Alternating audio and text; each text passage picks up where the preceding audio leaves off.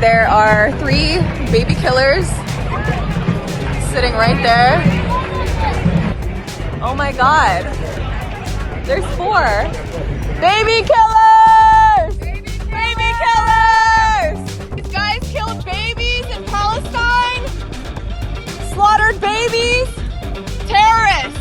Terrorists! Were you guys in the IOF? IDF. The IOF. You were in the IOF. The occupation. How many babies did you kill? How many women did you rape? You didn't kill babies? I expected Zionists to be upset, but I definitely didn't expect this level. Yes, I said what I said and I would say it again. And that's the thing, right? You didn't say I was wrong. You just said I was anti-Semitic.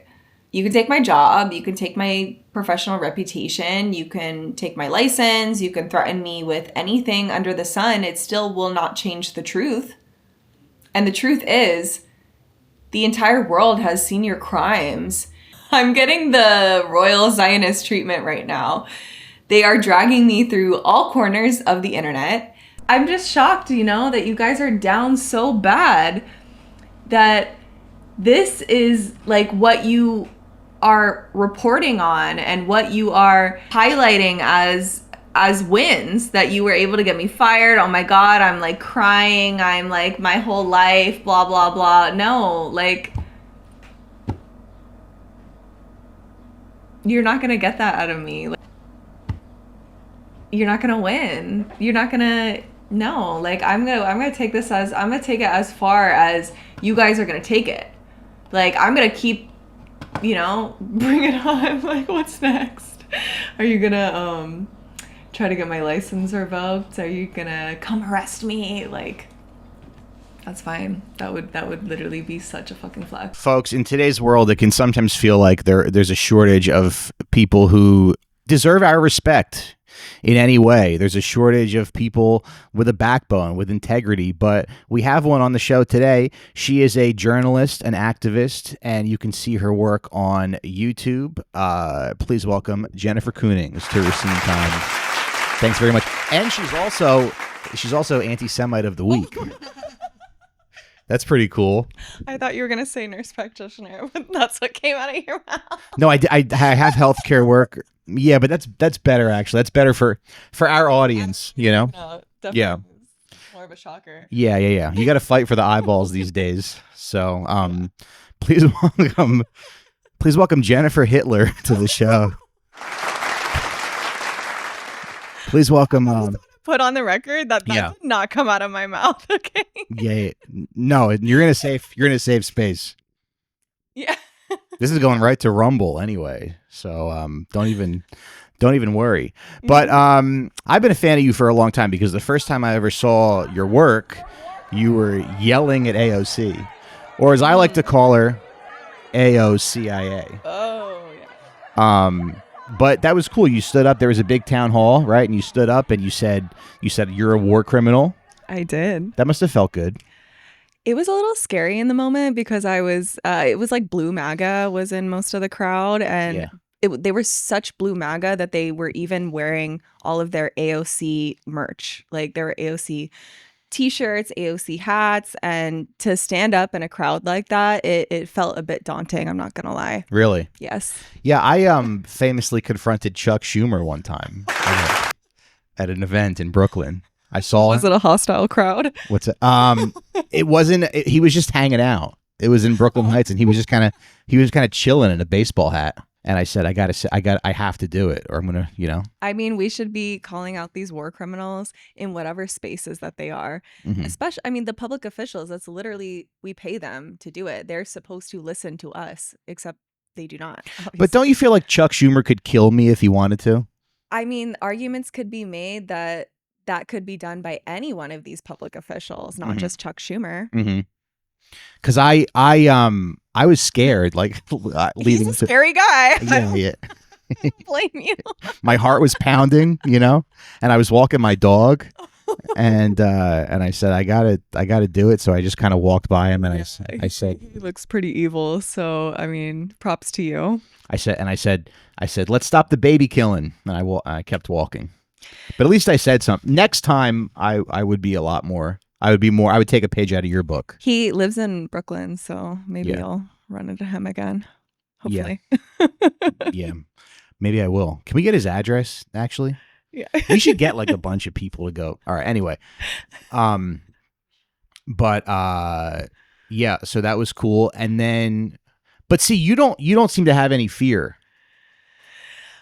I mean, there's things that make me fearful, Mm-hmm. you know, but like, what's the alternative? We see literally what what this country's policies and what our tax dollars are going to fund in Palestine, in Iran, in all of these places where the United States of America is carrying out their imperialist agenda. So when I was coming over here, I literally just saw some pictures of kids in Gaza with their heads blown out.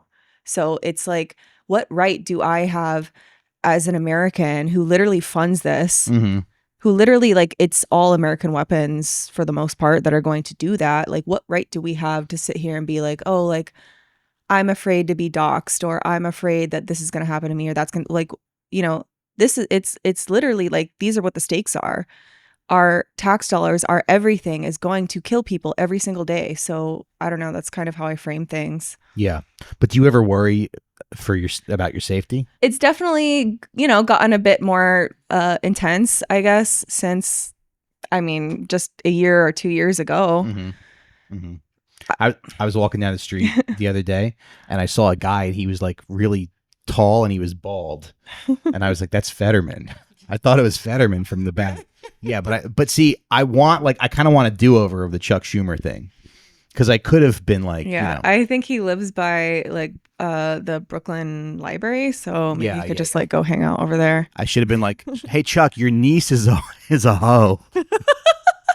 That's what I should have said. I don't think that's gonna, like, you know, I don't know. It's like these people don't have any shame, really. They don't have any shame. They have so you might as well try hearts, to. Yeah. And the least that we can do really is call them what they are. Mm-hmm.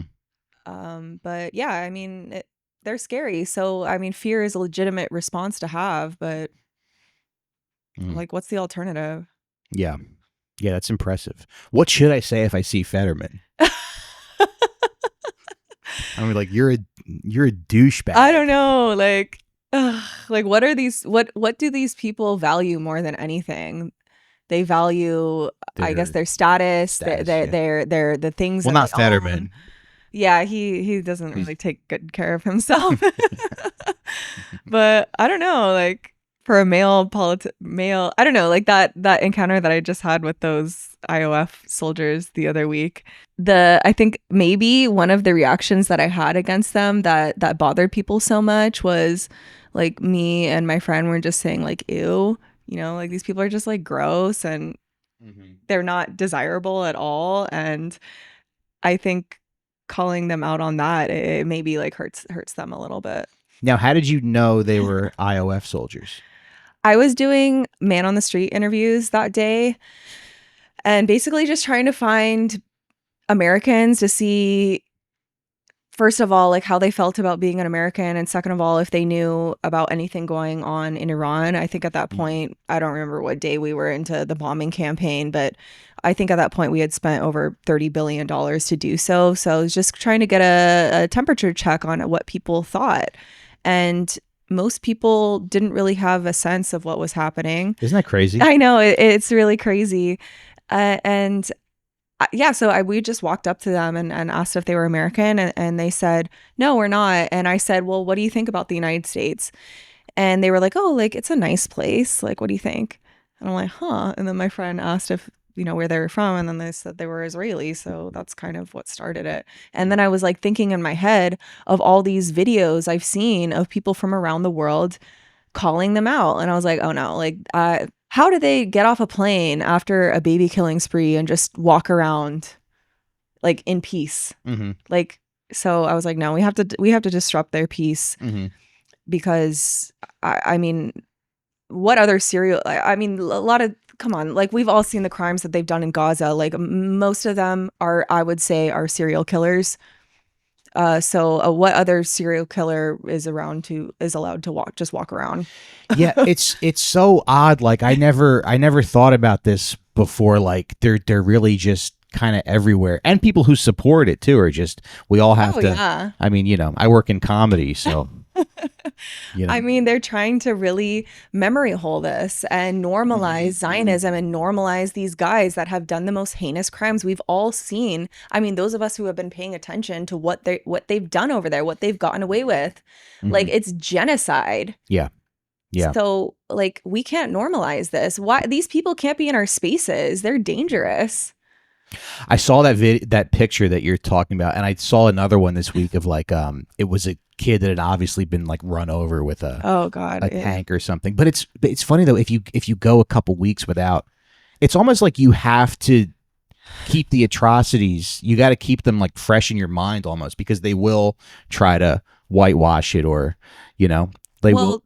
I think that's the whole point of this, incessant, insane media cycle, to keep us so, like all over the place. You can't focus on anything. This is by design, so they can, do what the hell they want to do, and have us not really pay attention, because the war crimes are just incessantly coming. And yeah, we have, and there's a lot of atrocities happening here in the United States, everywhere, all over the world. So it's hard.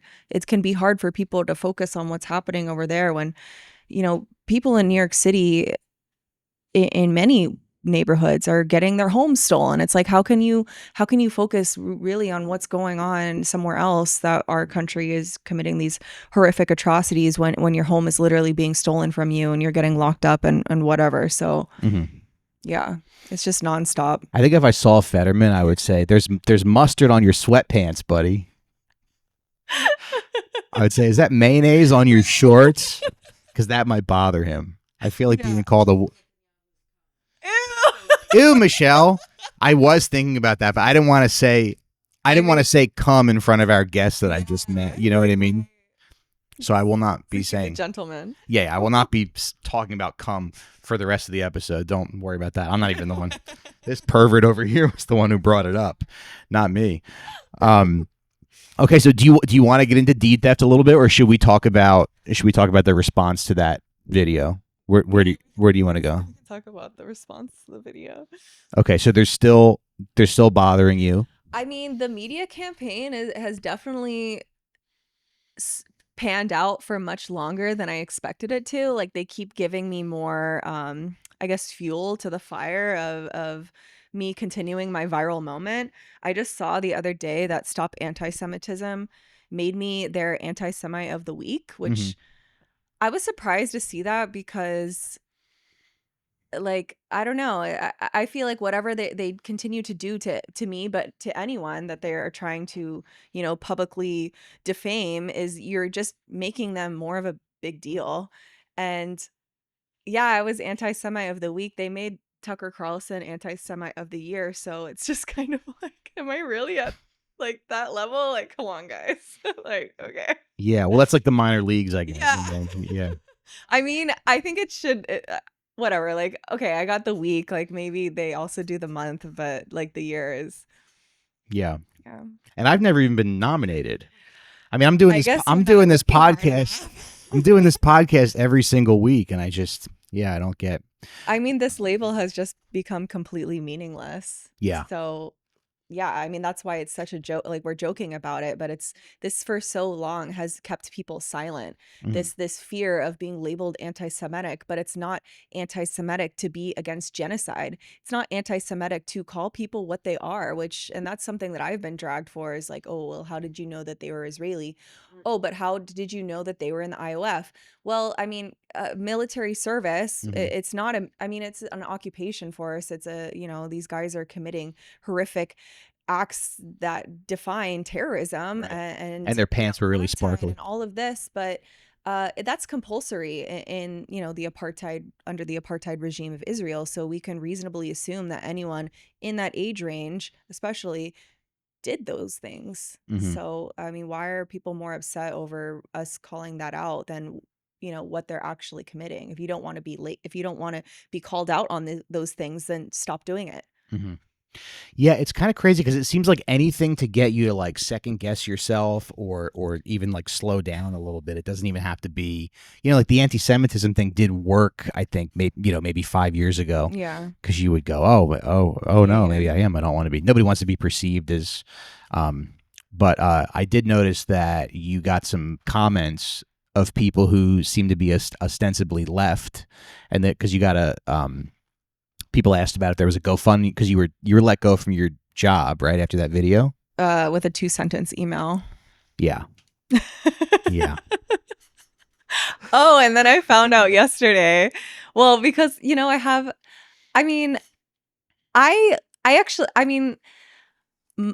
patients that I had there for the most part, like I don't think that any of them were Zionists. But I treat all of my patients, in the same way, like regardless of who they are or what their beliefs are or just their identity. So I would never make that distinction between them. But I have had, and I had great relationships with all of my patients, I would say, and I treated them with respect and tried to be, the best nurse practitioner for them. And then I've gotten messages from patients like reaching out. Basically, like I'm getting the sense that this psych clinic, they told my patients that it was my decision to just like ghost them. I don't think that so I don't know. It's pretty disappointing to hear. I mean, I'm not surprised, but it's like, that's not what happened. You guys didn't give me an opportunity to give any closure to my patients or tell them what happened. You just literally like let me go. And that's the thing. Like they don't, all of these corporate entities, and healthcare is part of that, is psychiatry and mental health is part of that. They don't care about people. It's just all about the bottom line. How easy would it have been for this mental health clinic or any healthcare, whatever, to just say, if they were getting bombarded by Stop Antisemitism and all their trolls trying to get me fired, how easy would it have been for them to be like, well, that was on her free time. She has free speech. We've only gotten like her patients like her, whatever, like, and then actually it probably wouldn't. I mean, I know that it wouldn't have been such a big deal. You guys firing me with a 2-sentence email made it a bigger deal. And like, you made it so people wanted to like raise all this money for me. So yeah. Yeah. But I did notice you were getting some comments of people saying like, oh, this money should go to people this money should go to people who are suffering and blah, blah, blah. And like, I mean, I don't know, when I saw the GoFundMe, it didn't bother me or anything. Cause I'm like, I'm sure she'll give some of the money to these people anyway. But I think that like, they're always kind of, those are probably those people that did that are probably Zionists. The people who said this money should go to people in Gaza. I mean, I wouldn't be surprised. There's a lot of I mean, like, look, like anyone's gonna get critique for whatever decision they make. Literally, any decision you make, you are gonna be critiqued. So that's fine. Like, people can critique me for that or feel any type of way. Like, that's your right. However, like, if you are criticizing me behind an anonymous account, like, I don't have to listen to what you say. That's number one. And yeah, number two, like, as you said, like some of it could be like Zionist attacks, but like literally the first thing that I did when I got money was send it to Gaza. Also, I've been able to give a lot for legal funds for this deed theft stuff. And that's pretty like intimately tied to kind of, the state of Israel. Yeah, I just feel like you have to be skeptical of like who is saying what online, because I feel like they're always kind of infiltrating. Well, they're always going to try to find a way to basically like cancel anyone that I think is, has a strong voice and is being effective. So like, I know that I get criticism, and you kind of have to just become, not immune, but just like have a thick skin, because putting yourself out there as a public voice or with your platform, like, you are opening yourself up to critique. So that shouldn't be a reason why you like stop doing anything. Right. I saw a video this week. It looks like they might be paying Muslim female influencers to start saying stuff about Islam. I saw this one video where this woman with a hijab was saying like, yes, Muslim women are oppressed and we have to like, our men are oppressing us and everything. And she didn't go into any detail about. Yeah, they're just playing on those old stereotypes. Yeah. It's really easy for people to buy into that. But yeah, that's the thing. Like people have been saying to me like, oh, she's a grifter, she's this, she's that. And it's like, well, I think that I'm probably like the worst grifter ever then, because like, I think I've made like $12 from Instagram with everything that I've done. Their payouts are very strange. Some of the like critiques that I got on my like campaign fundraiser account I got one comment from a single mother who was like, oh, I got fired from a job as well, and I'm a single mother who had I saw that was odd to me. Yeah, and people said that they wanted to help me, and I said no. And it's like, well, I don't think that's a flex actually. Yeah, I think that's one of the reasons why people in this country are so silent and so afraid, because if you lose your job, then you literally are out on the street. Yeah, you should have let yourself been supported by community. If we had more community, then people would be able to speak more. Yeah. I had a guy come at me recently and try to say that like some of my jokes were offensive, and it was odd. What's that? What was he offended about? Well, he wrote this comment where he goes, oh, you're the guy that likes to joke about rape. It felt very like 2016, and I'm sure I've definitely tweeted about it because I'm critical of all the October 7th, the fake ones on October 7th. I was just like, waiting for Michelle, talk about cum. Well, I mean, I don't know what tweets they're talking about, but I'm assuming you were just talking about the atrocity propaganda. You weren't actually saying you like rape. So it's probably just a Zionist troll. No, it was a Zionist troll, because then he was like, next I'll bring up that you made a woman cry at one of your shows. So I was like, because it was that lady that, yeah. So I was like, I got you. I was like, it's not 2014 anymore, buddy. Well, woke is gone. We don't do this woke shit anymore. You started this. You opened up this can of worms, Michelle, when you said come. I should have told you before the show not to say come in front of the guests. I was gonna say, after the whole screams without words, like atrocity propaganda, blah blah blah. That's actually one of the things that I was canceled for as well, like being a rape apologist, even though I dedicated my whole life basically to supporting victims and survivors of sexual assault and rape. But there was this whole campaign I think it was probably around like January or February 2024, where the Zionists made this whole like Hamas raped me too campaign. Did you ever see this? No. I probably only saw it because but I do remember there was an Israeli guy saying that Hamas raped me. There was like an Israeli hostage. No, but okay, saying I got this whole social media campaign was like all of these, like Zionist actresses and dancers and just like influencers all got their professional photo shoots, and like the text in each of the photos was like, don't let Hamas rape me too.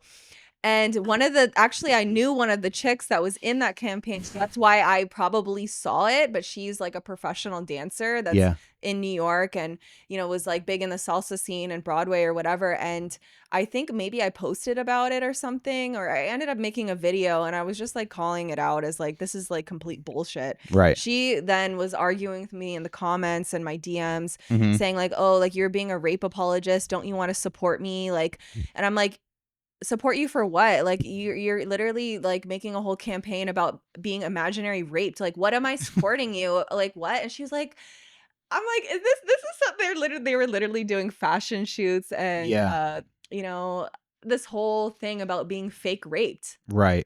And they wanted us to feel bad for them. And it's like, but you didn't get raped. You're just like you're like fantasizing about it. It's like weird. No, I heard they raped dogs. But it was kind of crazy because like after they're obsessed with talking about rape. Oh yeah, those are like all of the DMs and shit that I got after this whole, IOF soldier thing. Like literally all the DMs basically were like, "Oh, we want you to get raped, like rape, rape, rape, rape, rape." Yeah. But then like also telling me how ugly and fat I am, and it's like, yeah, pick a lane, buddy.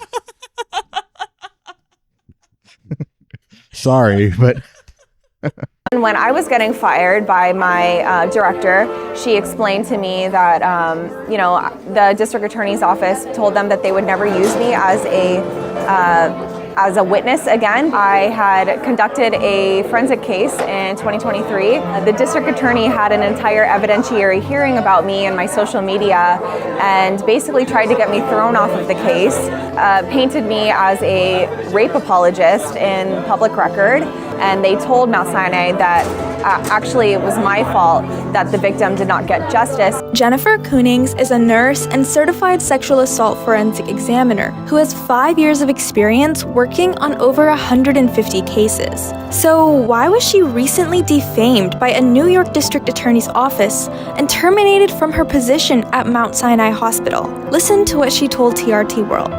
The video that I made was specifically about the New York Times article Screams Without Words that was basically, what the Western corporate media was pointing to as proof that mass rapes had happened. When I read that as a forensic examiner, all of the evidence that they were pointing to, I knew was complete trash. They had no forensic evidence. They had no, identified victims, witnesses, nothing. So when I read that article, it was like, of course I had to use my experience to speak on it. If I had to do it all over again, I would do the same because, we're talking about genocide here, and this mass rape hoax, if that was one thing that I could do, is use my position and use my background and credentials to argue one single point that they were using as justification to continue the genocide, that's what I was going to do. But that was such a weird time right after October 7th because it's during Me Too, it was like you have to believe women, and I said, yeah, of course, of course I do. But then it's like, but then you see the atrocity propaganda, but they're still doing it though. Who knows, right? What kind of the powers that be and how they play out. But it was very, great timing, I guess, to have that whole movement before this, because then they were holding that against us as in, no, you need to believe women. And I was a sexual assault forensic examiner. That's one of the reasons why I was fired, because I'm like, well, you cannot, it's different. Because if you're saying that you were raped and, you just an individual who's not, gaining anything from this, and whatever, you have a believable story, I should support you. But if you are a genocidal apartheid entity right. that, is weaponizing this mass rape to continue on as a justification for the continuation of your genocide, we should be a bit more critical of, these claims that you're making. So you can't use that. It's so crazy because they're still doing it.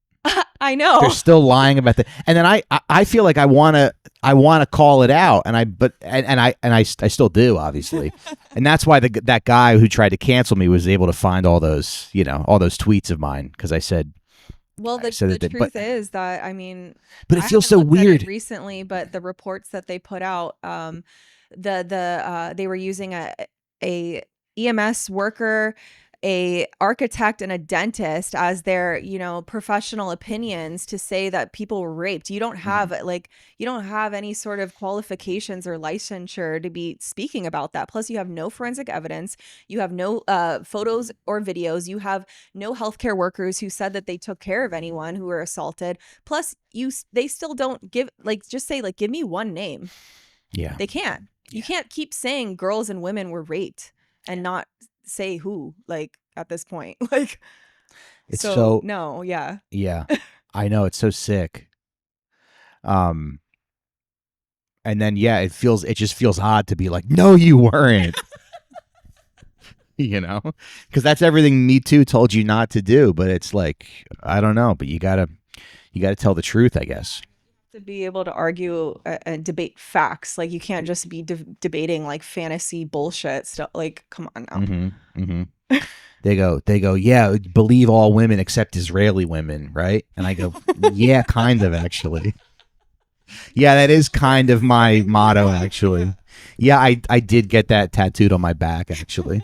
Just as a reminder, I got it tattooed. Can I ask you a little about being a forensic examiner, like what that entails? Yeah. Because as we know, those cases are very hard to convict, right? Oh yeah. Yeah. So I mean, that's if they even, charge it or, conduct any sort of case or even complete an investigation, which they rarely do. What is your job? Do you interview people or do you look at? Well, that was actually the first time that I got fired.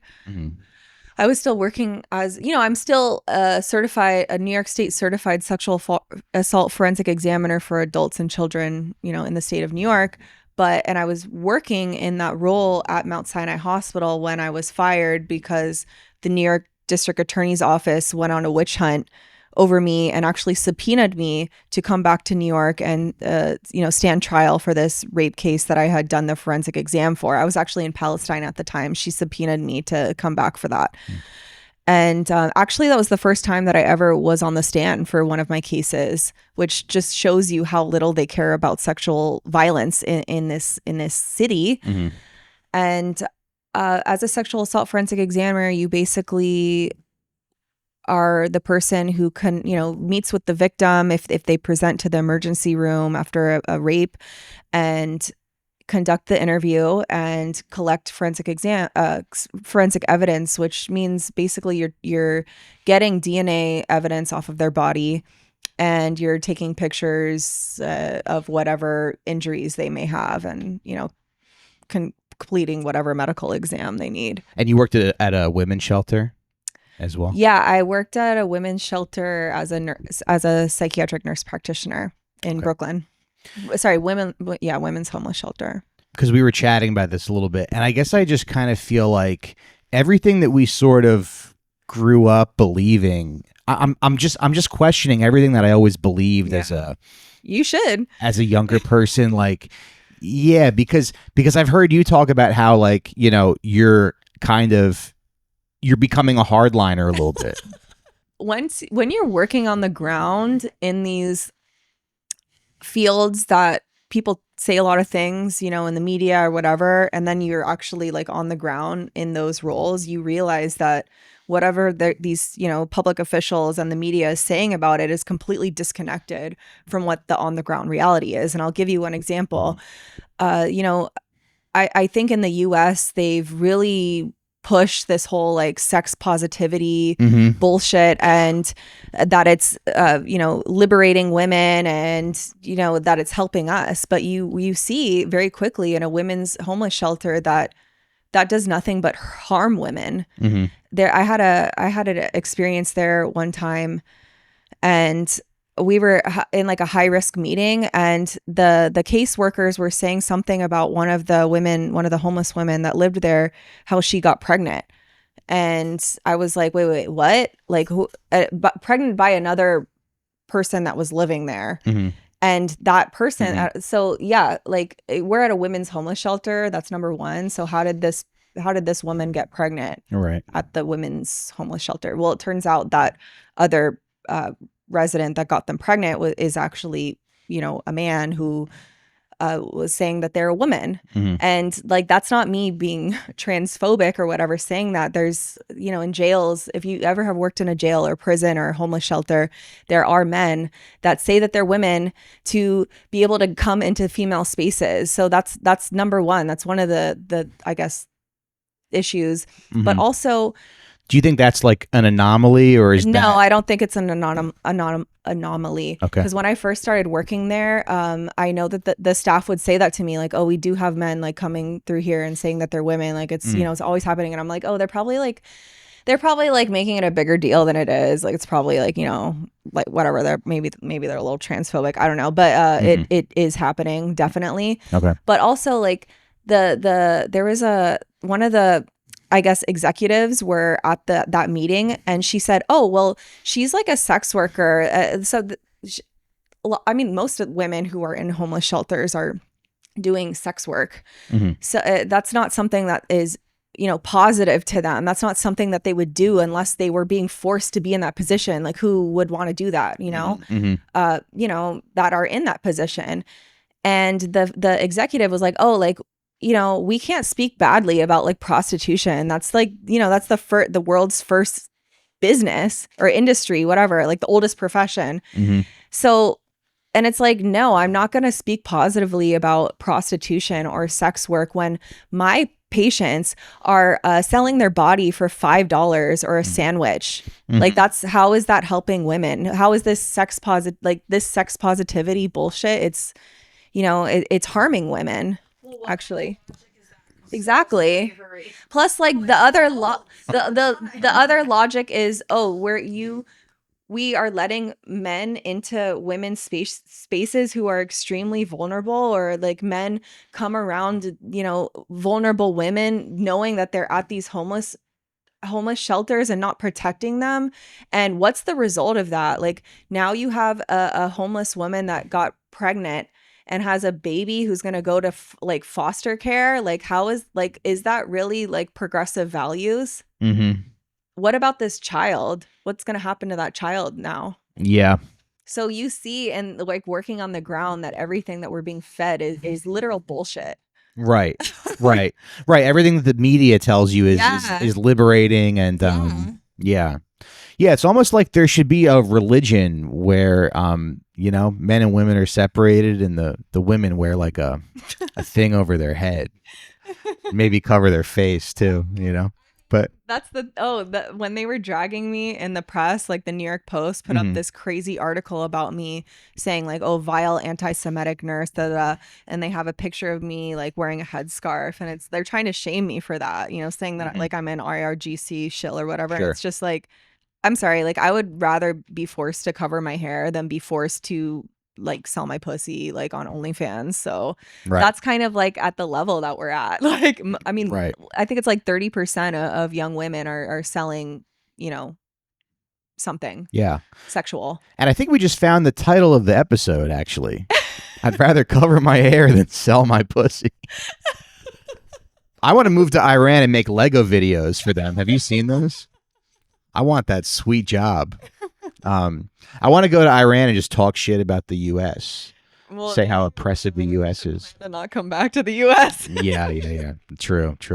But yeah, no, but I guess that trans thing is kind of tricky, right? Because I guess the other side of the coin is that you wouldn't want to send someone who's actually transgender to a men's prison because they were assigned men at birth. Well, I mean, there's a difference, I guess, between people who actually are trans, wanting to be in that gender identity versus men who are, present male and are still, you look at them and they look like a man, but they just say that they're a woman because women's spaces in jail, prison, and shelter is a safer and nicer place to be than the men's spaces. So maybe I didn't make that point like well enough, but yeah, that's what's happening. No, yeah, that does kind of like make sense. Yeah, how do you Well, I mean, that's always the thing that I always say before talking about this, hotly contested issue, is that I don't think that people should even be forced into these situations. I think that everyone should have access to safe housing,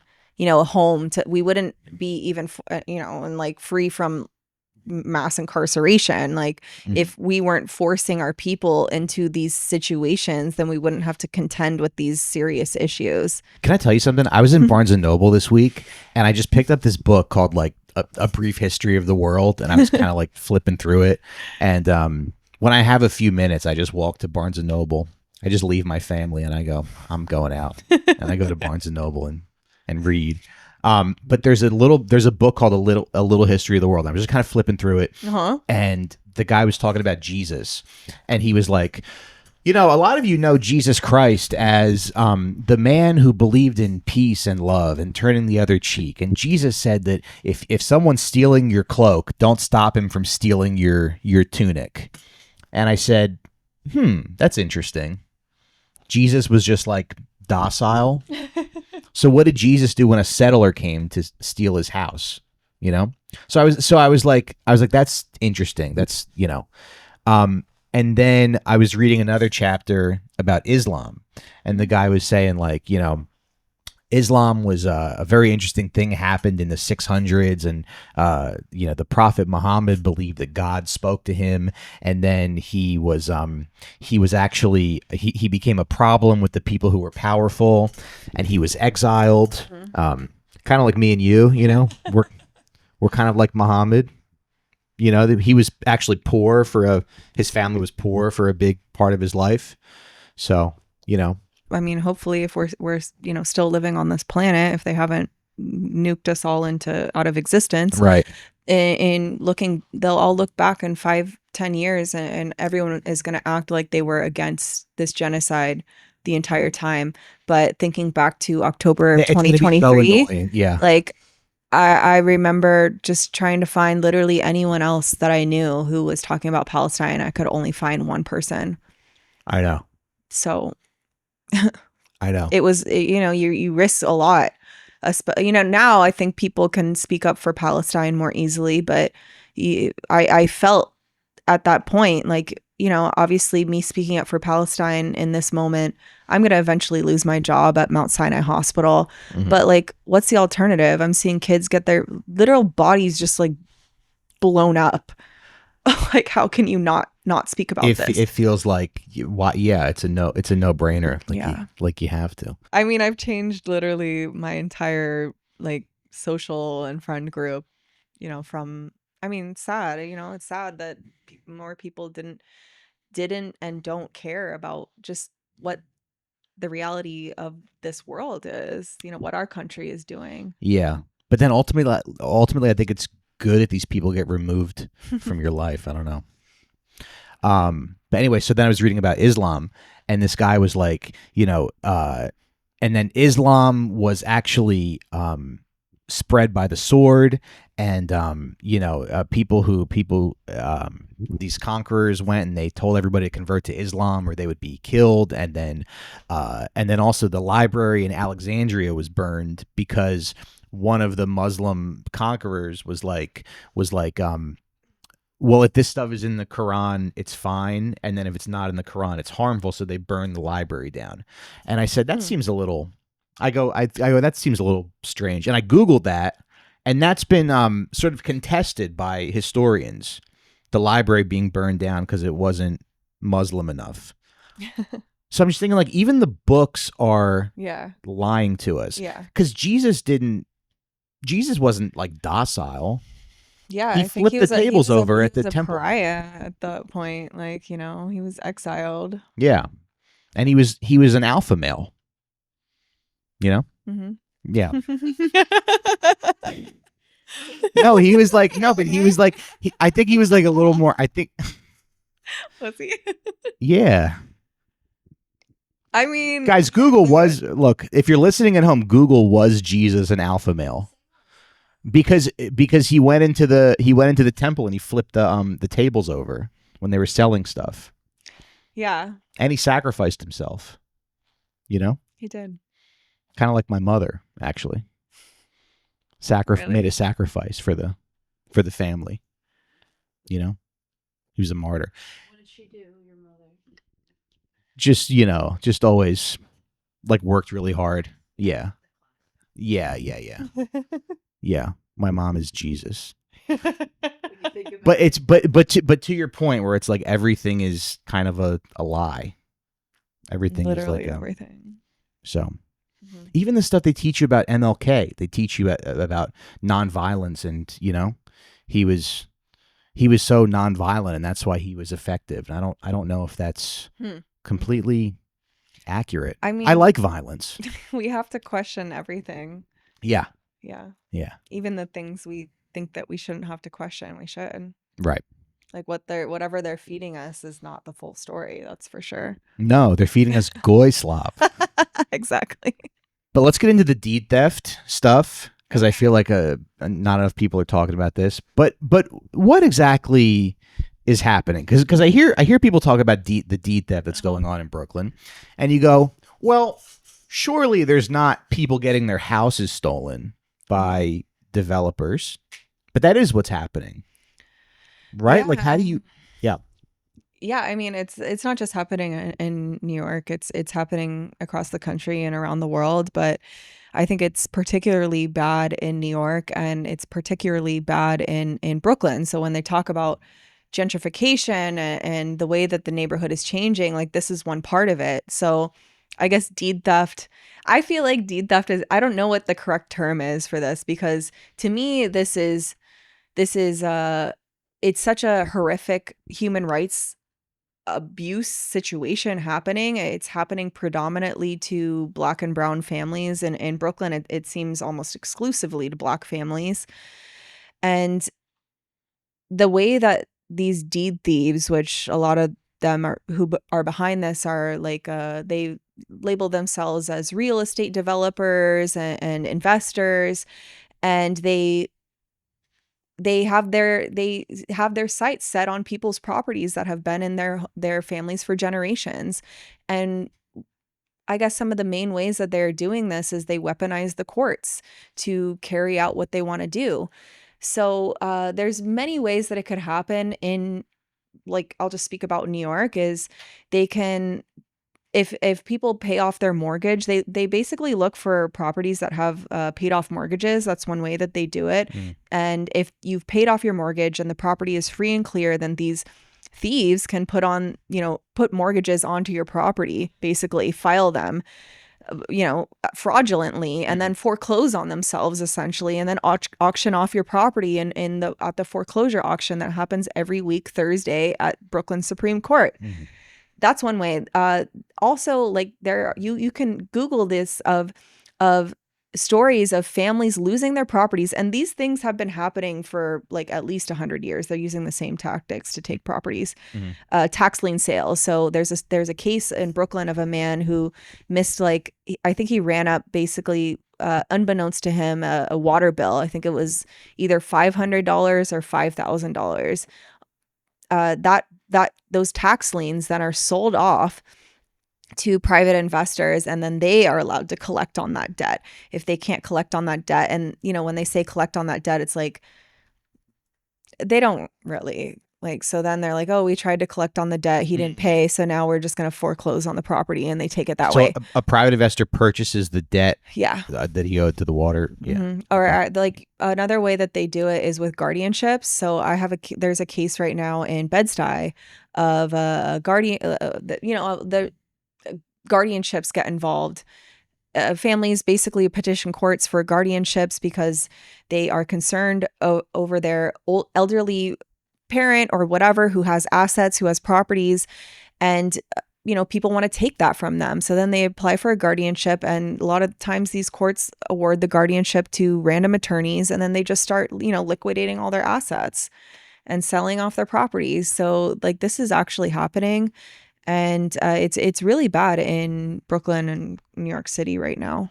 Yeah, there was a woman that you interviewed, and she said she came home one day and there was somebody sitting on her porch, and they said, "We own your house now." Yeah, there's a pretty I guess notable case of a investor, Sanford Solney, and he was stealing properties in Brooklyn and Queens. And in his sentencing at the Brooklyn hearing, him and his attorney literally are saying like, he's such an upstanding citizen of our community, and whatever extra money he has, he sends it to Israel. So, all of that money that he's saying to the court that he's sending to Israel to support his, ventures over there. You're literally, that's the money that you got from stealing people's homes. And he didn't have to pay any restitution for that. And this guy's he was given like a 2.5 year to 7 year sentence he was sentenced for stealing 11 properties in Brooklyn, but it's alleged that he actually stole hundreds. He was supposed to be in jail or prison for at least 2.5 years, and he's already out. It was like a couple months allegedly that he was in jail. And so it seems like these cases are just really complicated, and they try to draw out the legal process. Well, that's the thing. Like, most of these victims, they're just representing themselves, because who can afford to pay? Like these, schemers have them in 3, 4, 5 different courts, And these are like easily $200,000-$300,000 like legal fee cases. So people can't afford that, and they know that. So it's really easy to take properties. There was just it's just happening like nonstop. Most, we do get some attention on these cases, but for the vast majority of people, they have no, they don't get any media attention for what's happening to them. And then what like recourse do they have? Like basically none. Yeah. Crazy. Yeah. Yeah. Yeah. You want to talk about Iran a little bit? Yeah, sure. So you went to Iran, what, like a year ago? Yeah, it's been almost a year. I was there in July 2025. Okay. Yeah. Yeah, because I feel like, that's another thing. Everything that we hear about, everything we hear about everything we hear about Russia. I don't believe anything I hear about Russia, anything about China. Nothing. And then so during the protest, there was all of the, they're killing 500 protesters every day. And like every minute. Yeah. They were killing. Yeah. And they killed 30,000 protesters. Oh, I heard it was 50,000 just the other day. I heard 80,000 too. Exactly. Yeah. But so like, I just feel like the past couple years, I don't believe anything. When people say Putin, I don't even go, what does that even mean? Who's Putin? It's funny because I feel like all the boomers have like a brain chip and like just like about Putin, like they just go crazy. And it's like, I wish that you guys cared as much about like Palestine or something. Like what they like still to this day will think that Putin is like worse than anything that Israel has done. It's like fucking crazy. I know.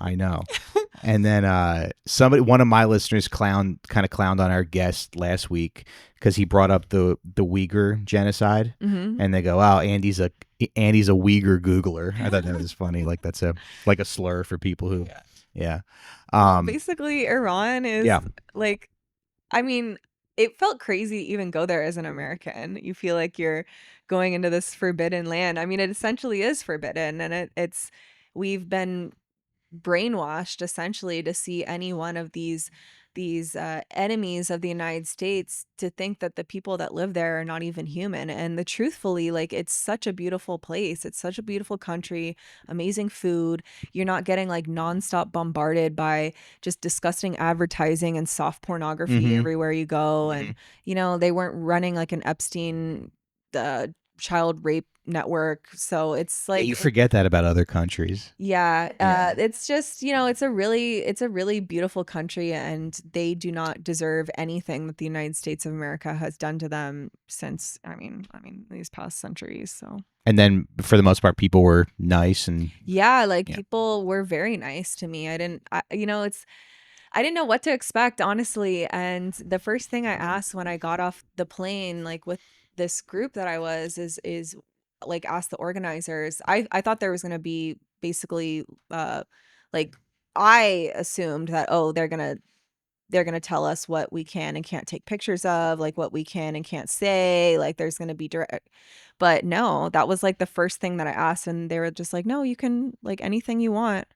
I was given like I felt like, obviously it's a very different like cultural the situation there than we have in the US, but there's definitely. Did you feel restricted at all? No, I mean, obviously this is just, my own personal experience, but there's definitely more, I don't think that there's as much freedom of speech here. Like, even I was doing man on the street interviews yesterday, and even getting Americans to give an opinion about what's happening, like you understand that people are afraid to, I mean, they have convinced us all that it's not cool to be political or whatever, but it's like, it definitely has gotten into the public consciousness that if you say the wrong thing, like, you could face consequences for that.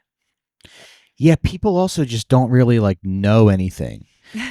I mean, it seems like they have a cool society. Like, people read and they're, Yeah. I mean, and that's the other thing. I felt like, the Iranians, maybe they're not going to want to talk bad about their government because, like the Islamic Republic and the IRGC, something could happen to them. But it's like, I felt like people were very comfortable there being critical of, whatever. Like, and people, Oh, yeah. I felt like the most critiques that I got from people were they were being critical of, the Islamic Republic or the IRGC for not being hardline enough. So Really? yes. Wow. It's crazy because the Ayatollah, you see some of his old tweets, and they're great. They're very feminist, and Yeah. he's like your wife is a flower. You have to respect. I send them to my mom sometimes, and I cut off I edit out the top, I crop the top. Those are the kind of things that their leader was saying, and it's like, what is in the news right now for, I don't know, like the Western society. I don't think this is just happening in the US. It's happening in a lot of Western countries. It's like, how many millions of men are logging on to pornography sites of how to literally rape their wives. Like, right. I don't think that's, I did see that story. You can't say that it's not, those kind of things aren't happening, in anywhere in the world, but it's definitely not as widespread and as, I don't know, facilitated as it is in the United States. Like, pedophiles and rapists are never held accountable here. They don't face consequences for essentially anything. No, isn't that nuts? and everybody's so like American men are so cucked. They're so like, Yeah. Let's kill the pedophiles, and nobody's doing anything. Yeah, plus like even I was getting into fights with people online. Remember when like Noam Chomsky was basically, Yes. was outed for being like, licking Jeffrey Epstein's asshole and supporting him and telling him how to ignore the press for very serious accusations involving, like raping children, whatever. And he was telling him to ignore it and whatever. It's just like the vultures and leftist men were defending him. Yeah. And it's like, how fucked up has masculinity gotten in this country where here you are defending literal pedophiles and, the pedophile's friends, but also like, come on, like if you're friends with a pedophile, you're probably a pedophile yourself, but you guys are defending him over like, isn't that kind of like what a man should be, like defending women and children? Yes. You're so cucked that you can't even stand up for women and children. Yeah. Okay. It's disgusting. Yeah. Yeah. Yeah. Chomsky being like, don't let them get to you, Jeffrey. It's just they say mean things all the time. Yeah. And then it's kind of crazy because it sort of robs you, like this country that we live in, it robs you of anything. I have 2 sons, so I'm like, well, I want my sons to have role models. I want them to learn about Stalin and stuff, or I just want them to know about, I don't want them to be like Americucks. That's a good one. Thanks. But yeah, they kind of like take that away. I mean, there's a reason that Michael Parenti is more, like not as well known as Chomsky, and you're right that Chomsky was like the premier left intellectual.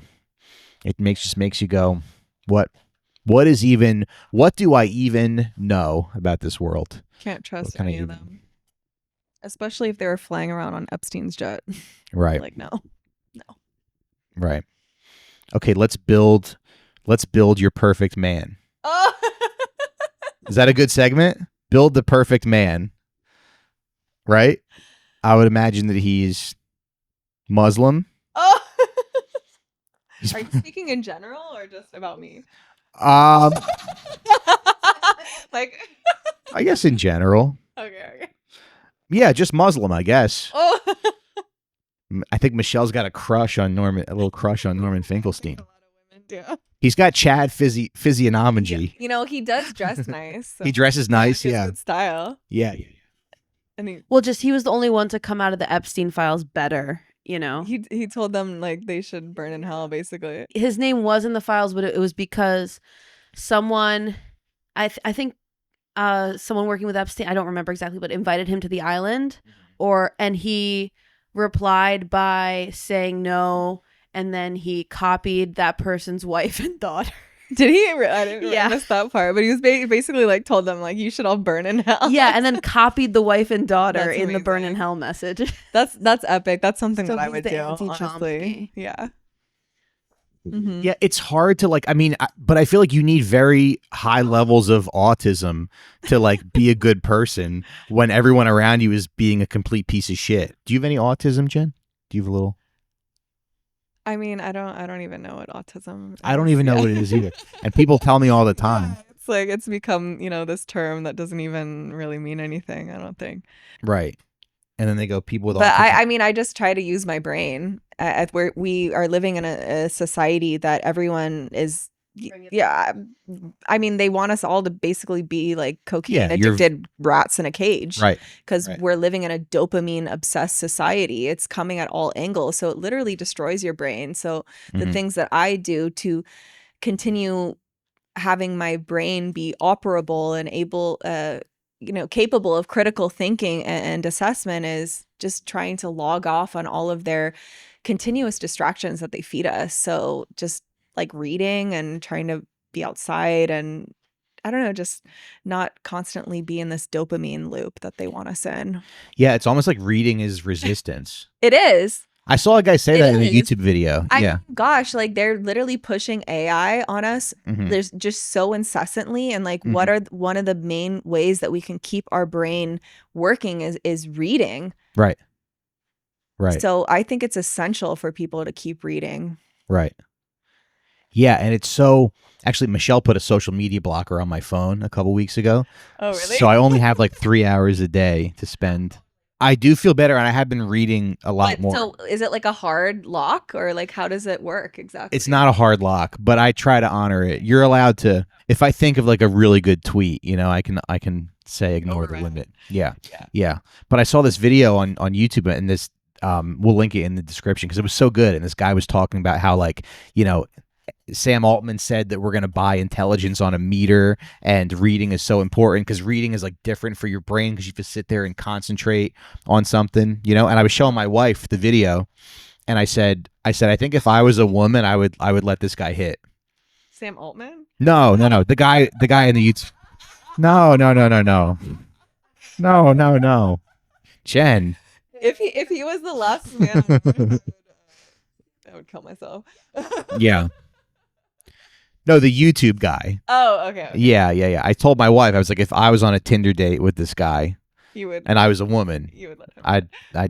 I'd give him some. Yeah, she thought that was kind of weird. She was like, that's a weird thing to say. I said, how is that? I'm just trying to your man empathize. Crush. Okay. Well, it's not really a man crush because I'm saying if I was a woman. Yeah. Because sometimes I think about that a lot because the bar is very low for guys. All right, so design your perfect man. He's Muslim. He's what race? What height? Just like I really love people with good hearts and are able to be like intellectual and think for themselves. That's the other thing about men in this country. It's like, I don't know, like people aren't capable. I feel like most men kind of, they've become very cucked. Yeah. Even when I was doing man on the street interviews that day where I ran into those IOF soldiers, it's like talking to men kind of that are outside my bubble, this, bubble, New York City bubble. It's like, they don't even have an opinion about anything. No, they don't. And even when you're asking them, it's like they just want to dodge it's like you don't even stand for anything. They're so they're so submissive. But can I say something? It is nice to have a guy that tells you what to think sometimes. You know, like an AI guy or like sometimes an AI robot. Sometimes or when a real guy. Sometimes when I don't know what to do, I just think like, what would Han Solo do in this situation? But I don't think that's weird at all.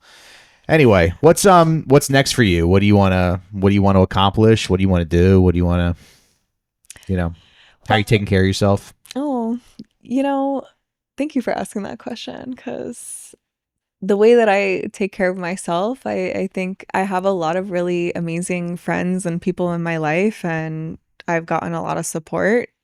And I think that everything that has happened to me and kind of, I don't know, whenever one door closes, so many others open. And, those Zionists or whatever think that them basically I guess, canceling your life, and in certain aspects it's going to destroy your life, but it doesn't. It just gives you new opportunities, and new doors will open for you. So I don't know exactly what's next, but I am working on growing my platforms and continuing to make media. The Zionists, like, they grew all of my platforms, so thank you for that. And and just remember, it was her that talked about cum, not me.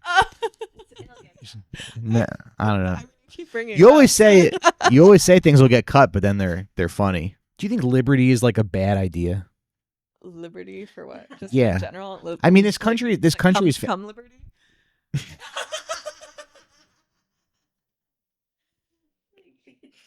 You can cut that part. No. We don't cut things. We don't ever cut. Both my sons are uncircumcised. We were gonna see if maybe. Yeah. That's good. Yeah. We were going to maybe do one cut and one uncut and just see which ones. Yeah. I'm like, why can't you be more like your brother? Oh, right. Oh, right. That's why you're not more like your brother. Oh, that's why you're all neurotic and weird. I did see a funny tweet, though, because they said the male G-spot is in the foreskin. You'll appreciate this, Jen. Jews tried to tell us that the G-spot was in the ass, but it's in the foreskin. Isn't that crazy? Yeah, it is. Because that's like what, when originating in the embryo, like that is what became women's clitoris, but on men it's the foreskin. But both my boys are uncut, and they're like well-adjusted people. I mean, just making the question of like, why is like female genital mutilation so bad in, these African countries, but it's like, but this is okay. You could make the same argument there. Mm-hmm. I know. Imagine being a little baby and you're like, what's this guy doing with his mouth? Plus, like, none of that is happening with the baby's consent, obviously. So I know. I want mine reattached. We should try to get a reverse circumcision on me. We should just see. That's a fun episode, actually. No, that's really funny. We'll try to do like a. Take some skin from somewhere else on your body, ear or something from your ear. I do have pretty big ears. Just I do have just the tip. Yeah. No, I do very, very fleshy ears. That could be a fun episode, actually. The hunt for Mike's. The search for force. Okay, I just read somewhere recent. I was like reading like, what are they doing with all this the foreskin? Oh, like, I know. Do you know? Well, I saw Sandra Bullock was on Ellen, but you say it. There's they a inject few it things in that women's faces, right? They use it at least in a couple ways. One of them being like they can do like skin grafts. They're doing facial skin grafts with this. It's like, really, I guess, nice skin that they're taking from these infants, and then they are also doing like it's not like they're throwing it away. They're using it for that's something. Good. Yeah. I mean, something that they're able to profit off of. So there's a woman walking around right now with your foreskin. So this is going to have to be part of the vlog, the hunt for. Right. You have to go. It's like finding your birth parents. Yeah. Searching for something. I don't know. It sounds like a documentary. A good documentary. We could do a documentary about it. Yeah. All right. I guess we're at time. Thank you so much. Thanks for having me, Mike. And keep fighting the good fight. Keep yelling at these demons. You too. But stay safe, Call me if you need, if you feel like they're going to, or if you just need like a guy who owns a couple swords. Swords? Yeah, I'll come and. What kind of swords? Yeah. No, I don't. I lied. I was just trying to impress you. But I guess I could buy some. Okay. Michelle, Google Lord of the Rings sword right now. Google Aragorn sword. Or maybe like a samurai machete. Sword. Samurai sword. Oh, machete. Well, you could get machetes at Home Depot. Good to know. Yeah, so don't do it again without me and my machete. Make sure you call me and I'll bring the machete. You bring the courage and I'll bring the machete. Deal. But yeah, Thanks so much. And we're going to head over to Patreon. So we'll see you over there, patreon.com/RacineTime. And thank you to our new subscribers. We really appreciate you, and you guys keep this whole thing together. So thanks. Thank you for donating, and we'll see you over there, and have a good week. Bye-bye.